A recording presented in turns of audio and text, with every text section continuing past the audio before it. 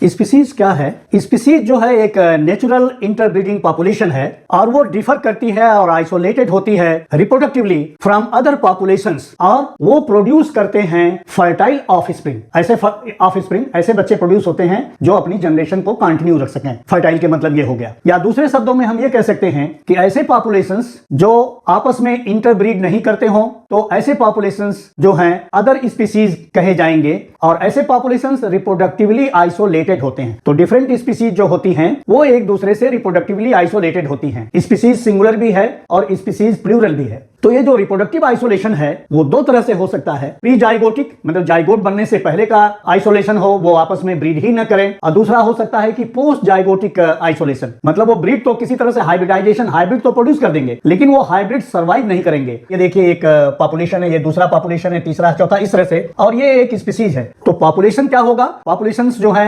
Organisms का group होगा same species का और वो एक डिफाइंड जियोग्राफिकल एरिया में पाया जाएगा जिसके इंडिविजुअल्स एक पॉपुलेशन के दूसरे पॉपुलेशन से नेचुरली इंटरब्रीड करेंगे। नेचुरल का मतलब हो गया जो नेचुरल कंडीशन है, और दूसरी कंडीशन ये हो जाएगी कैप्टिविटी, कि उनको कैप्चर करके रखा जाए, जैसे जू में कुछ एनिमल्स को रख दिया या किसी और तरह से उनको कैप्चर कर दिया जाए, तो वहां पर जो ब्रीडिंग होगी वो थोड़ा डिफरेंट होगी। कुछ एक्सेप्शंस जो हैं जैसे टाइगर और लायन दोनों की एरिया एक ही होती है लेकिन इनके हैबिटेट जो हैं वो अलग अलग होते हैं। टाइगर जो है वो फॉरेस्ट में रहता है और लायन जो है ग्रासलैंड में रहता है, तो दोनों के हैबिटेट अलग हो गए, एरिया एक हो गई। लायन जो है प्राइड में रहता है, प्राइड मतलब झुंड बना के रहता है, लेकिन अगर इनको कैप्टिविटी में रखा जाए, कैप्चर करके रखा जाए या जू में बाड़े में रख दिया जाए तो वहां पर इनकी ब्रीडिंग कराई जा सकती है। ये हाइब्रिड्स प्रोड्यूस करेंगे, टाइगर और लायन के क्रॉस से टिग्राउंड बनेगा और ये जो होगा ये इनफर्टाइल होगा। उसी तरह से शीप और गोट का जो है ये क्रॉस हो सकता है लेकिन जो इनके एम्ब्रियोज होंगे वो अर्ली एम्ब्रियोनिक स्टेजेस में ही डाई हो जाते हैं, वो पूरा डेवलपमेंट कंप्लीट नहीं कर पाते हैं। उसी तरह से